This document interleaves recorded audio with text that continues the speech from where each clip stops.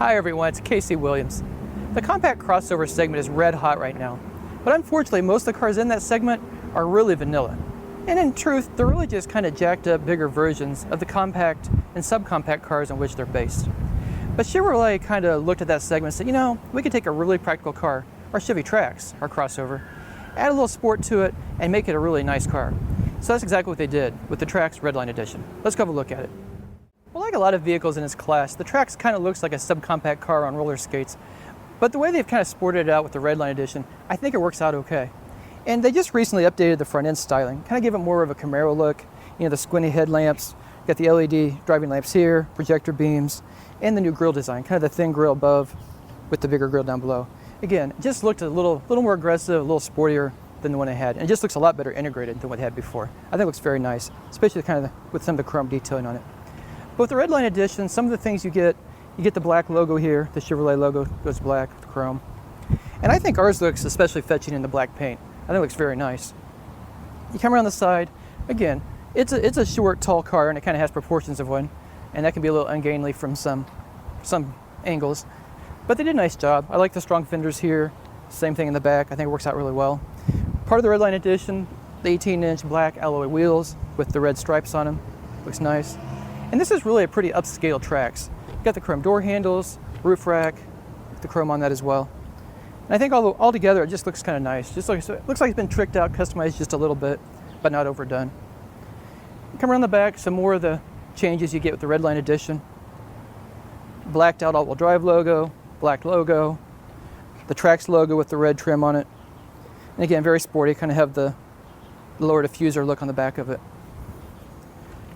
It's a manual hatch, but easy to put up. And there's not a tremendous amount of space in the back of this. Again, this class of car is really more of an urban vehicle or a car that, you know, one or two people are probably going to be in traveling. Back seats go down, so with two people in it, plenty of space. And with the back seats up, there's enough room to get four in it to go to dinner, get around town.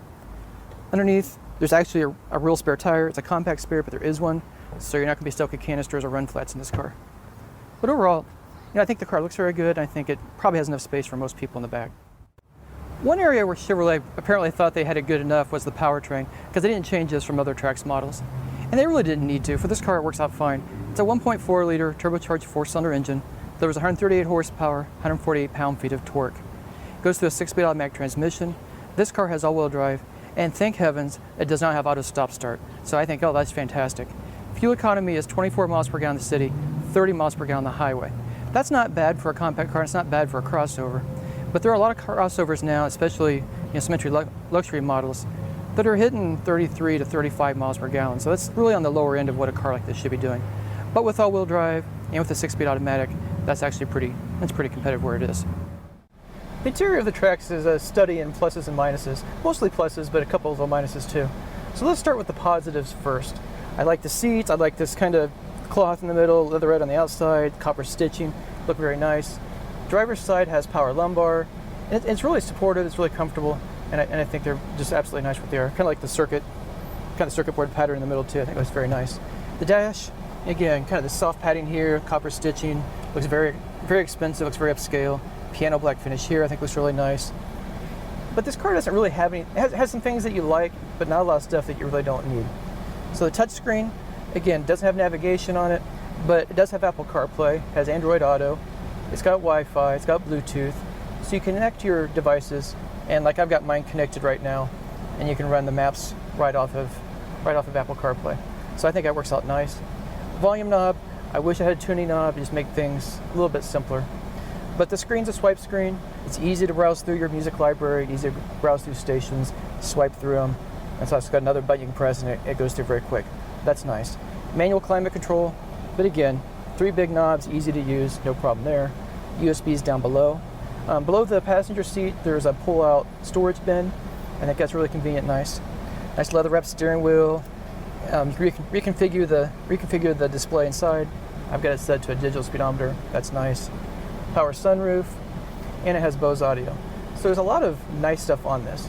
It doesn't have any of the crash avoidance systems if you're looking for those, none of that nonsense.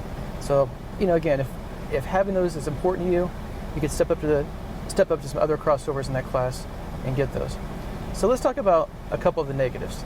There is a lot of hard plastic in here.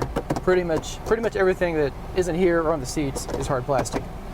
The other thing, and it's, the doors especially too. Again, none of it, it doesn't feel particularly cheap, and you drive the car, nothing squeaks, rattles, or creaks, so it's all put together pretty well. But there's definitely a lot of plastic in here, and that's kind of become a Chevrolet thing with their crossovers. So again, not a big deal, but just something to keep in mind. One of the other things that I found is a real negative.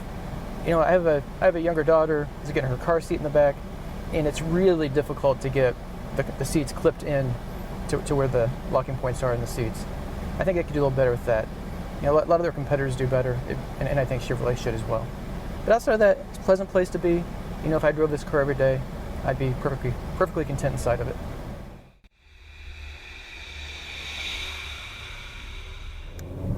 To be honest, there's really not anything particularly sophisticated about the chassis or the engine in this car, but there really doesn't need to be either. When you think about the mission of the Trax, it's really to get a couple of people across town, get a kid in it once in a while, and really just be a nice, quiet, peaceful commuter car with some extra space. And on that ground, it does really well. It's got a compact car chassis underneath of it, but you go over bumps. Nothing squeaks, creaks, or rattles. General Motors, bolts cars together just about as well as anybody. Do a nice job with that. The engine, you got 138 horsepower from a turbocharged 4-cylinder. Again, not overly powerful, but it's what you need for this car. Getting on the interstate, trying to pass cars, you're going to have to stomp your foot down pretty hard to get it to move. And you keep thinking it'd be really nice if this car had about another 30 horsepower. Even if you had 200 horsepower with all-wheel drive, it'd just be a lot of fun to drive. But again, for this car's mission, I think it's good enough. And if you had more power, you just start decreasing fuel economy. I think most people want at least 30 miles per gallon in a car like this on the highway. So they do that very well. But when you're driving the car, again, I think it's the right combination of having the luxury features you want without a lot of stuff you don't want. None of the crash avoidance system does not beeping all the time at you. You just drive the car and it's peaceful. The touchscreen works out really well. It's easy to swipe through it. It's got Apple CarPlay, as I've got connected right now. Again, nothing really distracts you on the highway. And I think the interior looks very nice. This looks very pleasant, and again, I think the seats are really comfortable. So all in, if you're buying one of these to drive every day, drive back and forth to work, I think it's really pleasant for that. And if you're occasionally getting the interstate and do some longer drives, you can get 2 or 3 people in this car pretty comfortably with all your luggage.